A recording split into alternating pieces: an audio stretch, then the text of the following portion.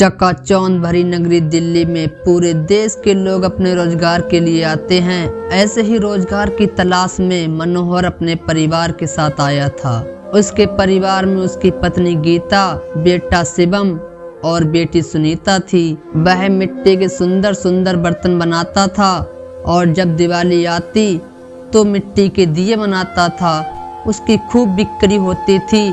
पूरा परिवार खुशहाल था कि अचानक एक दुर्घटना में मनोहर की मृत्यु हो गई। मनोहर की पत्नी रोते हुए कह रही थी, हे भगवान, ये क्या हो गया? अब हम क्या करेंगे? हमारा गुजारा कैसे चलेगा? हालांकि रीता के बेटे शिवम की उम्र अभी बहुत छोटी थी, लेकिन फिर भी उसने परिस्थितियों को समझा। वह अपनी माँ को सांत्वना देते हुए बोला, मम्मी तुम चिंता मत करो, पापा के काम को अब मैं संभाला करूँगा, हमें कोई परेशानी नहीं होगी। तुम क्या कर लोगे बेटा? तुम तो इतने छोटे हो, मुझे ही कुछ करना होगा। रीता कुछ घरों में झाड़ू पोछे का काम करने लगी थी।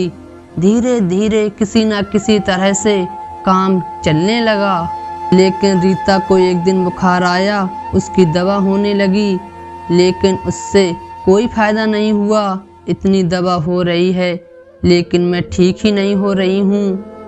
अब कैसे काम चलेगा? शिवम बोला, मम्मी मैं पिताजी का काम शुरू कर देता हूँ। दिवाली आ रही है, मैं दिए बनाऊंगा, हमारा खूब काम चलेगा। लेकिन बेटा तुम्हें कहाँ बनाना आता है? मैं सारा काम पिताजी से सीख चुका हूँ, मैं साथ में काम करता था ना, तभी मुझको भी आ गया। शिवम मिट्टी ले आया, बड़ी मेहनत से उसने उसे तैयार किया। उसने खूब मेहनत करके डिजाइनर दिए बनाए और उन्हें बाजार ले गया। शाम को वह घर पर आया तो बहुत निराश था। मम्मी अब बाजार में दियों को कोई नहीं लेता है, इनकी जगह पर अच्छे अच्छे बिजली की झालरें और रंगीन बल्ब आने लगे हैं। सब वे खरीद कर ले जाते हैं, हमारे इन दियों को कोई नहीं लेता है, इसलिए इनकी बिक्री नहीं होती है।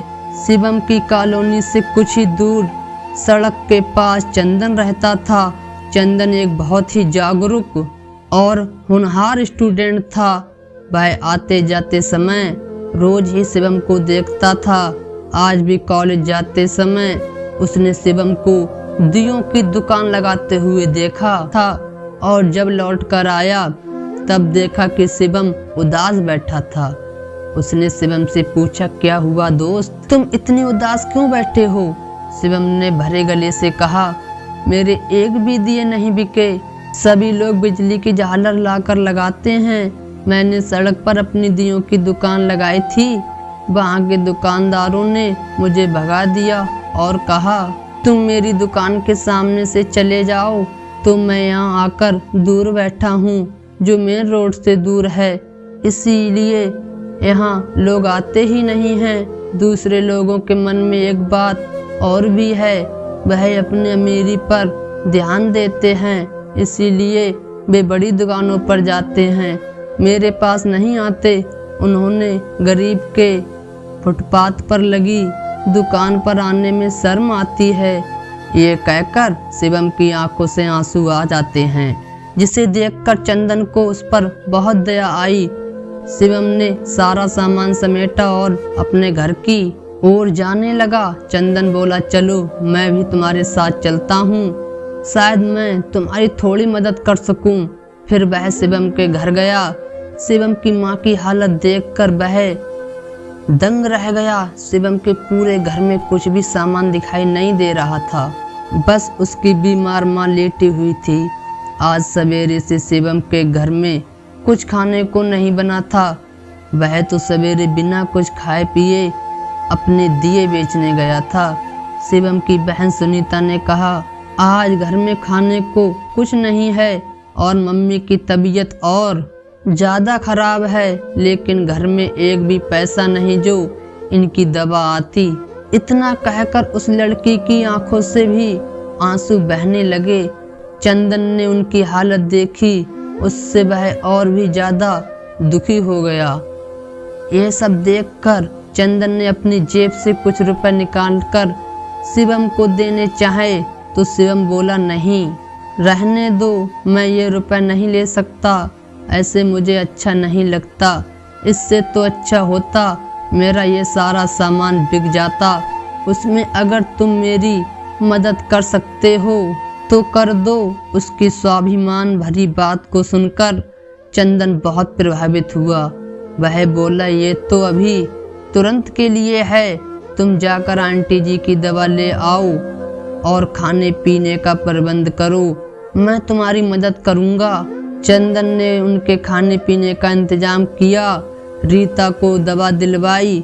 चंदन शिवम के पूरे घर की वीडियो बनाई और उसकी माँ की जो हालत थी उसकी भी फोटो ली।